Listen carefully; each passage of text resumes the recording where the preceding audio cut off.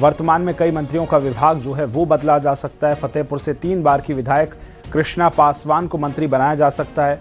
कृष्णा पासवान से महिला के साथ ही दलित कोटा भी पूरा होगा। पूजा पाल मंत्रिमंडल में शामिल हो सकती हैं।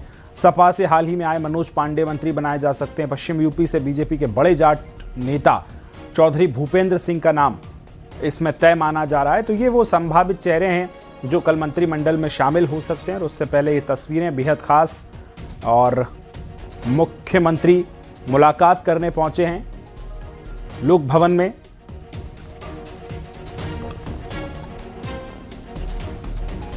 और ये देखिए, ये वो चेहरे हम आपको दिखा रहे हैं, संभावित चेहरे जो मंत्रिमंडल का हिस्सा होंगे, कल जो शामिल मंत्रिमंडल में हो सकते हैं।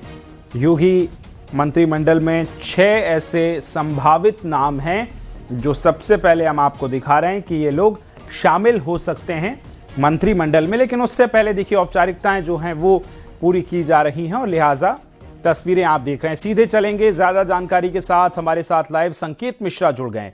संकेत, कल मंत्रिमंडल का विस्तार संभव है? हमने सबसे पहले वो 6 नाम दिखाए और उससे पहले मुख्यमंत्री अभी राज्यपाल के पास पहुंचे हैं। क्या कुछ चल रहा है, जरा विस्तार से बताइए संकेत। बिल्कुल, न्यूज 18 ने सबसे पहले इस बात को दिखाया कि उत्तर प्रदेश में अगले 2 दिन के अंदर मंत्रिमंडल विस्तार हो सकता है। और आज मुख्यमंत्री योगी आदित्यनाथ राज्यपाल से मिल रहे हैं। इन चर्चाओं के बीच में हम राजभवन के बाहर हैं और मुख्यमंत्री योगी आदित्यनाथ राजभवन में मुलाकात कर रहे हैं राज्यपाल आनंदीबेन पटेल से। और मंत्रिमंडल विस्तार की चर्चाओं के बीच में मुख्यमंत्री योगी आदित्यनाथ की ये जो मुलाकात है, ये काफी महत्वपूर्ण मुलाकात है। दरअसल उत्तर प्रदेश में जिस तरीके से विधानसभा चुनाव है, विधानसभा चुनाव से पहले भारतीय जनता पार्टी हैट्रिक लगाने की, यानी सरकार तीसरी बार बनाने के लिए पूरी मजबूती से जुटी हुई है और उसके लिए प्लान समायोजन पर काम कर रही है।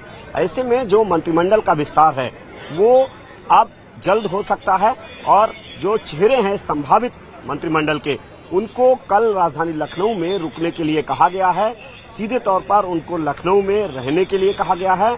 और इसके अलावा अगर उन नामों को लेकर चर्चा की जाए जो संभावित नाम हैं, तो उसमें जाति और क्षेत्रीय समीकरणों को ध्यान में रखते हुए भारतीय जनता पार्टी महिला कोटे को विशेष ध्यान में रख रही है। उसमें कृष्णा पासवान, जो कि तीसरी बार की विधायक है भारतीय जनता पार्टी से, महिला कोटे में है, महिला है। इसके अलावा दलित कोटे की है और पासी समाज से आती हैं। भारतीय जनता पार्टी में पासी समाज को लेकर भागीदारी बढ़ाने की रणनीति पर काम कर रही थी बीजेपी। ऐसे में कृष्णा पासवान के नाम को लेकर चर्चा है। दूसरा जो नाम है वो चौधरी भूपेंद्र सिंह का है। भारतीय जनता पार्टी के पूर्व प्रदेश अध्यक्ष रहे हैं और पश्चिम यूपी के बड़े जाट चेहरे हैं। पश्चिम यूपी को लेकर भारतीय जनता पार्टी गंभीर इस वजह से है कि पश्चिम यूपी 2022 का चुनाव अगर याद किया जाए तो उसमें पश्चिम में किसान आंदोलन चल रहा था। जयंत चौधरी समाजवादी पार्टी के साथ में गठबंधन में थे। इसके बावजूद भारतीय जनता पार्टी 195 में से 96 सीटें, 125 में से माफ करिएगा, 125 सीटें जो पश्चिम यूपी की हैं, उनमें 96 सीटें भारतीय जनता पार्टी अकेले दम पर पश्चिम यूपी में जीती थी। यानी कि बड़ी संख्या में जाट, गुर्जर समेत सभी बिरादरियों ने भारतीय जनता पार्टी के साथ खड़ी नजर आई और नतीजों में इसका असर हुआ। ऐसे में बीजेपी की कोशिश है कि पश्चिम यूपी से जो जाटों का प्रतिनिधित्व है उसे बढ़ाया जाए और बड़े जाट नेता हैं चौधरी भूपेंद्र सिंह, उनको शामिल किया जा सकता है। वहीं गुर्जर नेता के रूप में अशोक कटारिया के नाम को लेकर चर्चा तेज है। अशोक कटारिया योगी 1 में परिवहन मंत्री रहे हैं, स्वतंत्र प्रभार मंत्री थे और युवा मोर्चा के प्रदेश अध्यक्ष रहे हैं, भारतीय जनता पार्टी के प्रदेश महामंत्री रहे हैं। ऐसे में संगठन के बड़े चेहरे हैं और एमएलसी हैं इस समय। तो ऐसे में अशोक कटारिया के नाम को लेकर चर्चा तेज है। जाट और गुर्जर के समीकरण को पश्चिम में मजबूत करना चाह रही है बीजेपी, तो अशोक कटारिया का भी नाम हो सकता है कि उन्हें मंत्री बनाया जा सकता है। चौधरी भूपेंद्र सिंह को भी मंत्री बनाया जा सकता है। कृष्णा पासवान के नाम को लेकर चर्चा है। वहीं पूजा पाल, जो कि लगातार पूजा पाल का उदाहरण मुख्यमंत्री योगी आदित्यनाथ से लेकर भारतीय जनता पार्टी के बड़े नेता मंचों से देते हैं कि किस तरीके से अतीत के आतंक का जिक्र करते हुए, यानी कि वो समाजवादी पार्टी से बागी विधायक है लेकिन भारतीय जनता पार्टी के साथ में है। और पूजा पाल वो चेहरा है जो पाल बिरादरी से आती है और बीजेपी की ये कोशिश है कि पूजा पाल को मंत्रिमंडल में शामिल किया जाए और यही वो वजह है कि पूजा पाल भी मंत्रिमंडल में शामिल हो सकती हैं। एक जो नाम नया आया है सामने वो है हंसराज विश्वकर्मा का। हंसराज विश्वकर्मा भी मंत्रिमंडल में शामिल हो सकते हैं। काशी के जिलाध्यक्ष हैं, यानी कि बनारस से वो भारतीय जनता पार्टी के जिलाध्यक्ष हैं और उनको पिछले दिनों एमएलसी बनाया गया था। अब उनको भी मंत्रिमंडल में शामिल किया जा सकता है। प्रधानमंत्री नरेंद्र मोदी का संसदीय क्षेत्र है, हालांकि बनारस से पहले से ही 3 मंत्री हैं योगी कैबिनेट में, लेकिन हंसराज विश्वकर्मा के नाम को लेकर भी चर्चाएं तेज हैं। भारतीय जनता पार्टी की जो रणनीति है कि जो संगठन को 6 भागों में बांटा है, तो ऐसे में 6 भागों में जो क्षेत्रीय समीकरण, जातीय समीकरण को दुरुस्त किया जाए और ये वो मंत्रिमंडल का विस्तार होगा जो विधानसभा चुनाव से पहले होगा, यानी कि सभी समीकरण जो भी साधने हैं विधानसभा चुनाव से, बिल्कुल संकेत, ये जो 6 नाम जिनका जिक्र आप कर रहे हैं और वो आप 6 नामों का जिक्र भी कर रहे हैं जी। अब इस समय मुख्यमंत्री योगी आदित्यनाथ कुछ देर में ही निकल सकते हैं। यहाँ पर अलर्ट हो गया है राजभवन से, अब मुख्यमंत्री योगी आदित्यनाथ निकल सकते हैं, अलर्ट हो चुका है। तस्वीरें हम दिखा रहे हैं, ये राजभवन की तस्वीरें हैं। मुख्यमंत्री योगी आदित्यनाथ पिछले आधे घंटे से ज्यादा वक्त तक राज्यपाल आनंदीबेन पटेल से मुलाकात कर रहे थे और यहाँ सीएम योगी अभी मौजूद हैं राजभवन में, अलर्ट हुआ है बाहर और हम लोग भी यहीं मौजूद हैं, तस्वीरें दिखा रहे हैं। कुछ देर में ही मुख्यमंत्री योगी आदित्यनाथ यहां से मिलेंगे। दरअसल ये मुलाकात जो राज्यपाल से, ये बहुत ही महत्वपूर्ण मुलाकात है उस बीच में जब मंत्रिमंडल विस्तार की चर्चाएं चल रही हैं। मुख्यमंत्री योगी आदित्यनाथ की मुलाकात काफी महत्वपूर्ण मंत्रिमंडल विस्तार की चर्चाओं के बीच में मानी जा रही है राज्यपाल आनंदीबेन पटेल से, और अब कयास ये लगाए जा रहे हैं कि कुछ देर में फाइनल हो जाएगा कि कौन कौन लोग मंत्रिमंडल में शामिल होंगे और कब समय तय किया जाए कि जब शपथ दिलाई जाए उन मंत्रियों को, यानी कि तारीख तय की जाए और समय तय किया जाए। ये चर्चा राज्यपाल से जरूर मुख्यमंत्री योगी आदित्यनाथ ने की होगी। ऐसे कयास लगाए जा रहे हैं कि मंत्रिमंडल विस्तार के चर्चाओं के बीच में मुख्यमंत्री योगी आदित्यनाथ की ये राज्यपाल आनंदीबेन पटेल से मुलाकात है और ये मुलाकात काफी महत्वपूर्ण मुलाकात है उत्तर प्रदेश में मंत्रिमंडल विस्तार के लिहाज से। अब सीएम योगी निकल रहे हैं, तस्वीरें आप देख सकते हैं। मुख्यमंत्री योगी आदित्यनाथ अब राज्यपाल आनंदीबेन पटेल से मुलाकात कर मुख्यमंत्री योगी आदित्यनाथ निकल रहे हैं। उनकी जो सुरक्षा की गाड़ियां हैं वो तस्वीरों में आप देख सकते हैं। ये मुख्यमंत्री ये संजय प्रसाद को आप तस्वीरों में देख सकते हैं, वो गाड़ी मौजूद रहे हैं। मुख्यमंत्री योगी आदित्यनाथ आप यहाँ से निकल रहे हैं, सीएम योगी निकले हुए हैं और अब चर्चाएं ये हैं कि कल मंत्रिमंडल का विस्तार हो सकता है और इस विस्तार को लेकर आप मुख्यमंत्री योगी आदित्यनाथ यहां से राजभवन से निकले हैं और सीएम योगी अब राजभवन से निकल गए हैं। लगभग आधे घंटे की मुख्यमंत्री योगी आदित्यनाथ की राज्यपाल से मुलाकात हुई है और मुलाकात के बाद वो निकले हैं और सूत्रों की माने तो कल बिल्कुल। और संकेत, ये जो आपने 6 नाम बताए जिसको लेकर पूरी समीकरण साधने की कोशिश भी है, चूंकि बहुत कम समय अब इलेक्शन में रह गया है, कल का थोड़ा बताइए, मिनट टू मिनट कार्यक्रम कब तक मुख्यमंत्री पहुंचेंगे, शपथ जो होगी या मंत्रियों को नए मंत्रिमंडल में शामिल किया जाएगा, उसको लेकर क्या रूपरेखा है वो भी जरा संकेत बताइए दर्शकों को। बिल्कुल, मुख्यमंत्री योगी आदित्यनाथ की जो मुलाकात हुई है राज्यपाल से, लगभग आधे घंटे की मुलाकात है और इसमें जो सूत्रों की माने तो चर्चा यह है कि कल 11 से 12 बजे के बीच मंत्रिमंडल का विस्तार हो सकता है और जो अब यहां से मुख्यमंत्री कार्यालय से उन संभावित चेहरों को फोन जाने शुरू हो जाएंगे, उनको बुलाया जाएगा मंत्रिमंडल विस्तार के लिए और फिलहाल जो नेतृत्व है, पार्टी नेतृत्व, वहां से जो संभावित चेहरे हैं उनको लखनऊ में कल रहने के लिए दिशा निर्देश दिए जा चुके हैं पार्टी की तरफ से। अब मुख्यमंत्री योगी आदित्यनाथ की जो राज्यपाल से मुलाकात हुई है, इसमें जो बातचीत हुई है वो सूत्रों की माने तो चर्चा हुई है उत्तर प्रदेश के मंत्रिमंडल विस्तार को लेकर कि आखिर मंत्रिमंडल विस्तार किस समय करना है, कब करना है। इस पर ये जो मुलाकात है ये महत्वपूर्ण इसी लिहाज से है। अभी कुछ देर में स्थिति स्पष्ट हो जाएगी कि आखिर इस मुलाकात के मायने क्या रहे, लेकिन इतना स्पष्ट है कि मुख्यमंत्री योगी आदित्यनाथ ने मंत्रिमंडल विस्तार की चर्चाओं के बीच में राज्यपाल आनंदीबेन पटेल से मुलाकात की है और उत्तर प्रदेश मंत्रिमंडल का जो बहुप्रतीक्षित मंत्रिमंडल विस्तार था, अब उसकी तारीख लगभग फाइनल होने वाली है। अगले कल तक मंत्रिमंडल का विस्तार हो सकता है, यानी कि अगले 2 दिन जिसका जिक्र आप अभी कर रहे थे मंत्रिमंडल के विस्तार के लिहाज से। जी संकेत, मेरा सवाल ये कि जो अभी आप कॉम्बिनेशन बता रहे थे कि पश्चिम से लेकर और तमाम ऐसे जातिगत फैक्टर्स हम देखें उसको साधने की कोशिश है, तो ये कॉम्बिनेशन चुनाव से पहले का अब जो समय है उसमें सरकार को और कितना आगे बढ़ा पाएगा? जिस उद्देश्य के सरकार इस मंत्रिमंडल को विस्तार दे रही है, उसको जरा इस कॉम्बिनेशन पर कैसे आगे सरकार काम करेगी इन मंत्रियों के साथ, ये जरूर बताइए। बिल्कुल, ये बहुत ही महत्वपूर्ण मंत्रिमंडल विस्तार है। दरअसल उत्तर प्रदेश में विधानसभा के चुनाव हैं और विधानसभा के चुनाव से कुछ महीने पहले ही ये मंत्रिमंडल का विस्तार हो रहा है। तो इसमें कई बातों का ध्यान रखा जा रहा है। पहली जो बात है वो जाति क्षेत्रीय समीकरण साधने ही है। इसके अलावा जो पार्टी का कैडर है उसको ध्यान में रखना है। वहीं दूसरी तरफ से जो बागी विधायक समाजवादी पार्टी से आए थे उनका भी समायोजन करना है, यानी कि एक तरीके से प्लान समायोजन है। और जो बैलेंस है भारतीय जनता पार्टी का पूर्वांचल से लेकर अवध, ब्रज, पश्चिम, बुंदेलखंड और काशी क्षेत्र का, उसको भी जो बैलेंस बनाकर रखना है कि जिस तरीके से पूर्वांचल में बड़ी भागीदारी है संगठन से लेकर सरकार में, उसी तरीके से पश्चिम से इस बार कोशिश की जा रही है कि मंत्रियों की संख्या बढ़ाई जाएगी मंत्रिमंडल विस्तार में।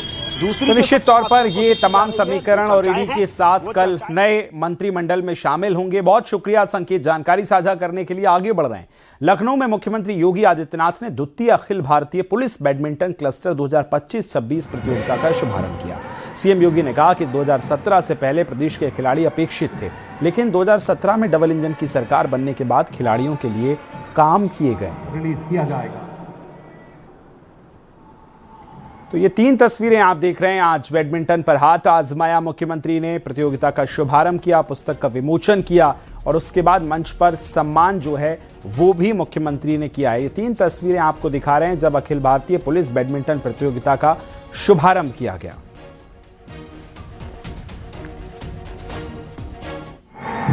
ने इस विजन को प्रभावी ढंग से लागू करने का काम किया है। 2017 के पहले स्टेडियम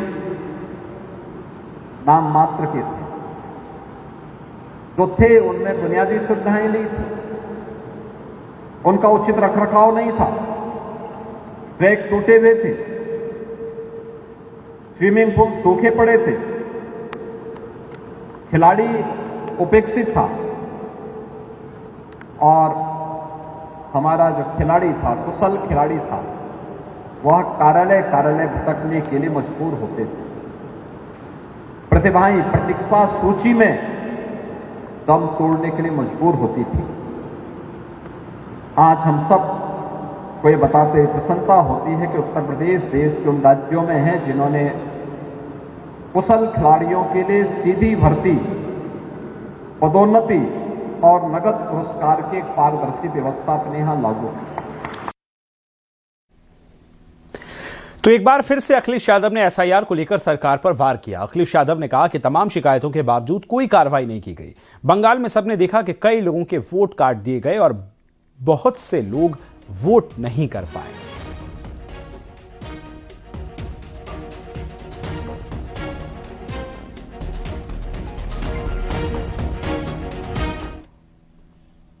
कि हमारे 2019 में जिन लोगों ने वोट डाला था, जब 2022 में वो वोट डाले गए उनके नाम ही नहीं थे वहां पर, उनका वोट डिलीट कर दिया गया था।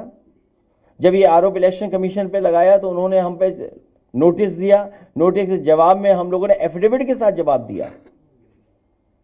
तो जब एफिडेविट के साथ जवाब दिया, एक भी किसी अधिकारी पर कार्रवाई नहीं हुई।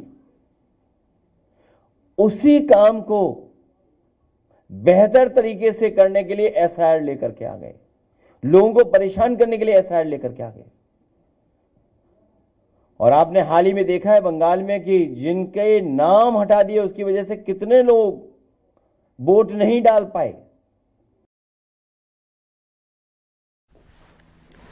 और वहीं एक बार फिर से अखिलेश यादव ने ईवीएम का मुद्दा भी उठाया। अखिलेश यादव ने कहा कि कल एक विकसित देश में बैलेट से वोट डाले गए, बैलेट से वोट पड़े, ये हमारी मांग रहेगी। ईवीएम ही इनको हराकर ईवीएम हटाएंगे।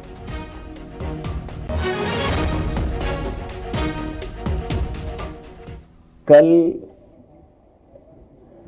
एक बहुत डेवलप्ड कंट्री में चुनाव था, काउंसिल का चुनाव बैलेट से हुआ, सीक्रेट बैलेट से। इंग्लैंड में, यूके में कल बैलेट का वोट पड़ा है। पूरे इंग्लैंड ने वोट डाला है बैलेट से। क्या हम इंग्लैंड से आगे हैं? हापुड़ में महाराणा प्रताप की जयंती की शोभा यात्रा पर पथराव हो गया। साठा 84 क्षेत्र की एक दुकान से सामान लेने को लेकर विवाद इतना बड़ा कि एक युवक छत पर चढ़ गया और वहां से पथराव शुरू कर दिया। इसके बाद दोनों पक्षों की ओर से पथराव होने लगा। पथराव का वीडियो भी सामने आया।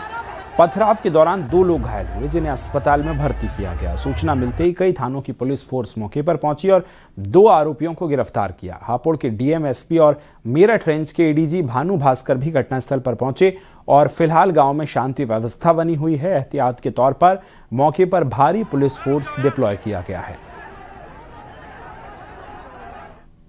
धौलाना थाना क्षेत्र के ग्राम देहरा में महाराणा प्रताप जी की जयंती निकल रही थी। उसमें एक दुकान पर गुटखा खरीदने को लेकर के आपस में हल्का फुल्का विवाद हुआ था। उसी के मद्देनजर यहाँ पे 2-4 पत्थर दोनों पक्षों द्वारा एक दूसरे के ऊपर फेंके गए।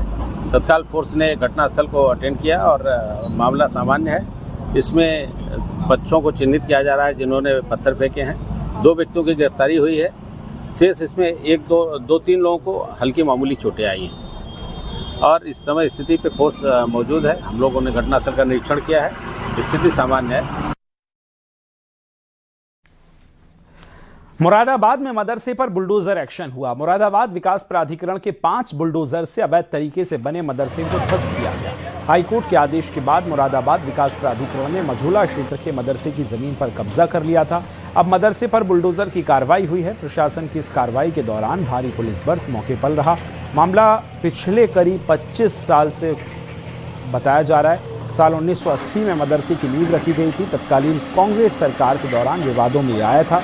प्रशासनिक रिकॉर्ड के मुताबिक साल 2000 में मुरादाबाद विकास प्राधिकरण को संबंधित भूमि पर कब्जा मिल गया। इसके बाद 2004 में मदरसा कमेटी ने हाई कोर्ट में अपील की। 2005 में कोर्ट ने याचिका खारिज कर दी। इसके बाद मामले को लेकर एमडीए के सामने अनुमोदन रखा गया, लेकिन साल 2007 में उसे निरस्त कर दिया गया।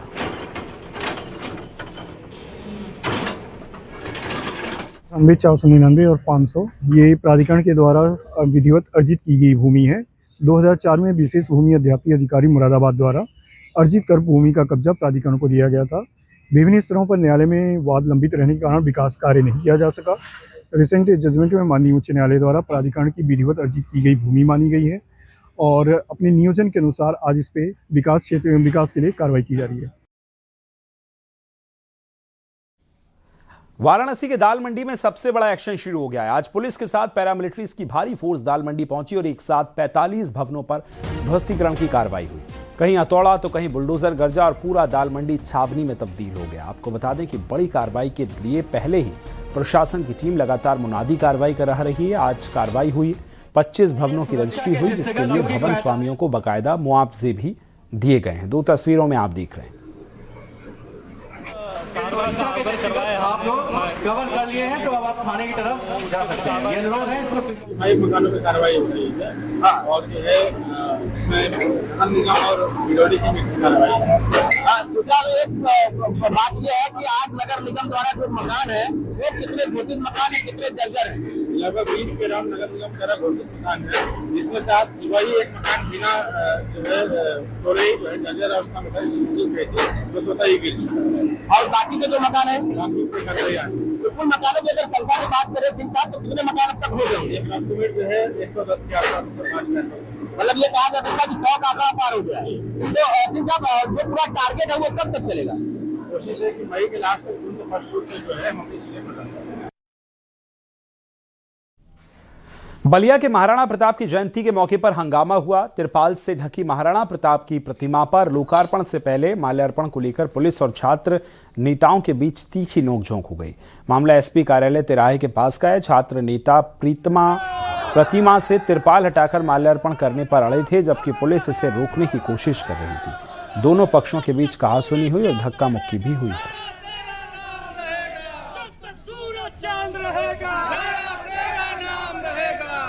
राजनीति करनी पड़ेगी तो हम तो अपने बलिया के स्वभाव और संस्कृति के अनुसार ही हम राजनीति करेंगे वहाँ। तो जब आपके यहाँ कोई आकर के कहीं से आकर के राजनीति करेगा तो किस पैमाना और किस स्थिति से राजनीति करने का काम करेगा? आपकी सम्मान के बारे में सोचेगा ही नहीं। आपका मान मर्दन होता हो या मान मर्दन होता हो या सम्मान आपका गिरता हो, वो उससे कोई मतलब ही नहीं है। आज किसकी जयंती? ना महाराणा प्रताप की जयंती से मतलब है, ना इनके सम्मान से मतलब है और ना ही बलिया के विकास से मतलब है।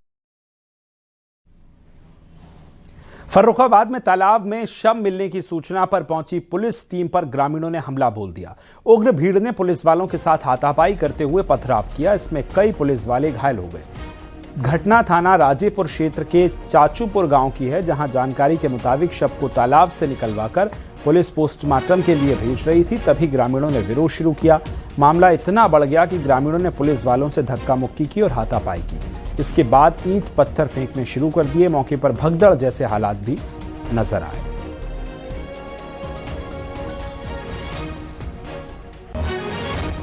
उम्र 25 वर्ष है, जिसका नाम ब्रजेश कुमार है। उसकी बॉडी नाले में मिली। वहाँ पे तत्पश्चात पुलिस बल द्वारा फोरेंसिक टीम के साथ घटनास्थल का निरीक्षण किया गया।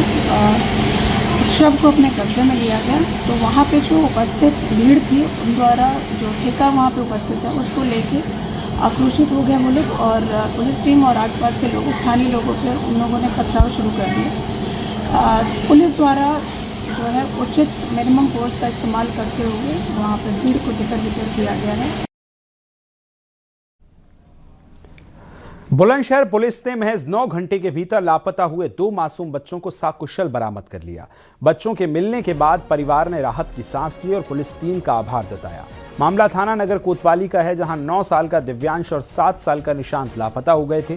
तलाशने के बाद भी कोई सुराग नहीं लगा। सूचना मिलते ही पुलिस हरकत में आई। सर्च ऑपरेशन शुरू हुए। 500 से ज्यादा सीसीटीवी कैमरों की फुटेज खंगाली गई। करीब 9 घंटे की कड़ी मशक्कत के बाद पुलिस दोनों बच्चों को सकुशल बरामद कर लिया। अंबेडकर नगर के अलीगंज थाना क्षेत्र में स्थित कृषि विपणन सहकारी समिति परिसर में उस समय हड़कंप मच गया जब दबंगों ने जमकर तोड़फोड़ और आगजनी की। आरोप है कि हमलावरों ने पेट्रोल डालकर जरूरी दस्तावेज जला दिए और कर्मचारियों को पिस्तौल दिखाकर धमकाया, मारपीट की गई। हालांकि पुलिस का कहना है कि मामला जमीनी विवाद और कब्जेदारी से जुड़ा हुआ है। इनके बीच में प्रॉपर्टी संबंधी विवाद है। आज दिनांक 8/5/2026 को दिन में लगभग 1 बजे ग्राम सूरापुर स्थित एक गेहूं क्रय केंद्र, जो कि श्री राम सहाय के नाम है, उस पर अविनाश चौधरी का कब्जा था। उस पर विकास चौधरी, जो उनके सगे भाई हैं, वो अपने कुछ साथियों के साथ गए और उनके द्वारा हथौड़ी के से वहाँ लगे हुए ताले को तोड़ा गया तथा वहाँ पर अपना ताला लगाने की कोशिश की गई और जो उपस्थित लोग थे उनके साथ गाली गलौज किया गया। सीतापुर में 12 साल के लड़के की धारदार हथियार से गला रेतकर हत्या कर दी गई और उसके शव को घर में पड़े बेड के नीचे छिपा दिया। परिवार वालों ने हत्या का आरोप उसके ताऊ के बेटे पर लगाया। पुलिस ने घर से शव बरामद करते हुए आरोपी ताऊ के बेटे को हिरासत में ले लिया। हत्या में इस्तेमाल गड़ासे को भी बरामद किया है। पुलिस हत्या के पीछे पुरानी रंजिश बता रही है। वहीं मोहल्ले के लोग दोनों के बीच समलैंगिक का मामला बता रहे हैं। लगभग 2 घंटे बाद उक्त बच्चे का शव उसके चचेरे भाई के बंद घर से बिस्तर के नीचे से बरामद हुआ। प्रथम दृष्टया ऐसा प्रतीत हो रहा है जैसे बच्चे का गला घोंटकर और उसके बाद उसकी गर्दन पे किसी धारदार चीज से वार कर उसकी हत्या कारित की गई है। शुरुआती जांच से ऐसा प्रकाश में आ रहा है जो उक्त मृत बच्चे के ताऊ के बेटे मुदस्सिर द्वारा किसी पुरानी रंजिश को लेकर के उक्त घटना को अंजाम दिया गया है। महाराजगंज के नौतनवा कस्बे में तरबूज खाने से आरोप में सिरफिरे ने गौवंश को चाकू मारकर घायल कर दिया। चाकू मारने की पूरी घटना सीसीटीवी कैमरे में कैद हो गई। गौवंश को चाकू मारने की खबर से हिंदू समुदाय में आक्रोश है। शिकायत के बाद सीसीटीवी के आधार पर नौतनवा पुलिस ने आरोपी युवक को गिरफ्तार कर लिया है। गिरफ्तार आरोपी का नाम जमसुद्दीन बताया जा रहा है।